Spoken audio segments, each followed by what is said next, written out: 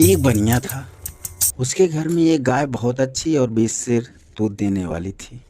दूध उसका बड़ा ही स्वादिष्ट हुआ करता था। कभी कभी पंडित जी के मुख में भी पड़ जाता था। अब उसका पंडित मन में यही सोच रहा था कि जब बनिए का बूढ़ा बाप मरने लगेगा तो इसी गाय का संकल्प करा लूंगा।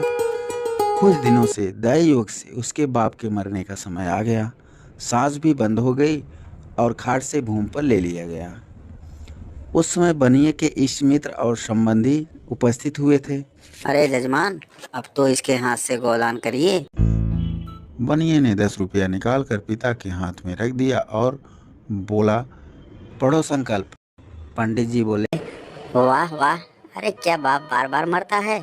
इस समय तो साक्षात गाय को ले आओ, जो दूध देती है, बूढ़ी न है और सब प्रकार से उत्तम है। ऐसी गाय का दान कर देना चाहिए।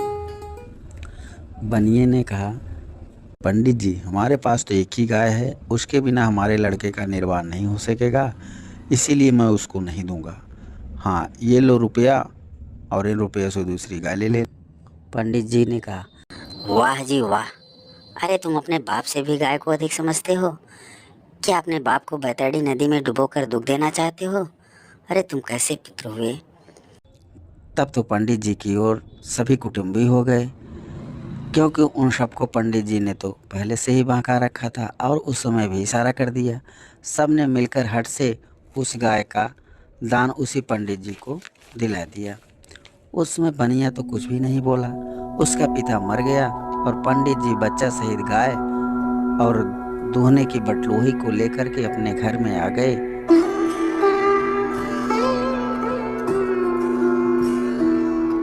मृतक के साथ शमशान भूमि जाकर दाह कर्म कराया।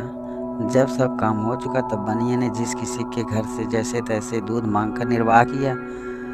14वें दिन प्रातःकाल पंडित जी के घर पहुंचा तो देखा कि गाय दूह करके बटलोही भर के पंडित जी उठने ही वाले थे कि इतने में बनिया जी आ पहुंचे।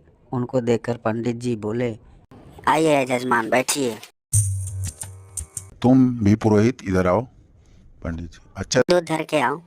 नहीं नहीं, दूध की बटलोही भी इधर लाओ। पंडित जी बेचारे जा बैठे और बटलोही सामने धर दी। बनिए, तुम झूठे हो। पंडित जी ने कहा। अरे क्या झूठ बोला मैंने? बने तुमने गाय किस लिए लिया था? पंडित जी, तुम्हारे पिता को बैतरणी नदी तारने के लिए। अच्छा, तो तुमने बैतरणी नदी के किनारे गाय क्यों नहीं पहुंचाई? हम तो तुम्हारे भरोसे पर रह गए और तुमने गाय को अपने घर में बांध रखा था।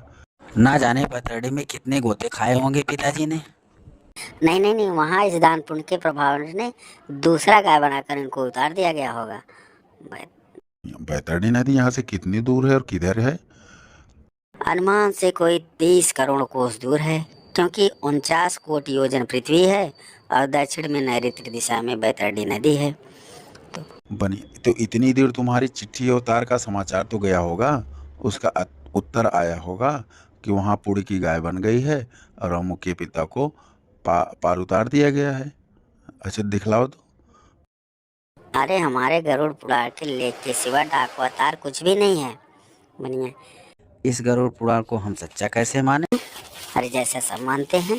ये पुस्तक तुम्हारे पुरखों ने तुम्हारी जीविका के लिए बनाई गई है, क्योंकि पिता को बिना अपने पुत्रों के कोई प्रिय नहीं है। जब मेरे पास चिट्ठी पत्री या तार भेजेगा तभी मैं बैतरणी नदी के किनारे गाय पहुंचा दूंगा और उनको पार उतार कर पुनः गाय को घर ले आकर दूध को मैं और मेरे लड़के पिया करेंगे। यह कहकर दूध की भरी हुई बटलोही गाय और बछड़ा लेकर बनिया अपने घर की ओर चल दिया। पंडित जी, तुम दान देर कर लेते हो, तुम्हारा सत्यानाश हो जाएगा। रहो, नहीं तो 13 दिन के बिना जितना दुख हमने पाया है ना, सब कसर निकाल दूंगा।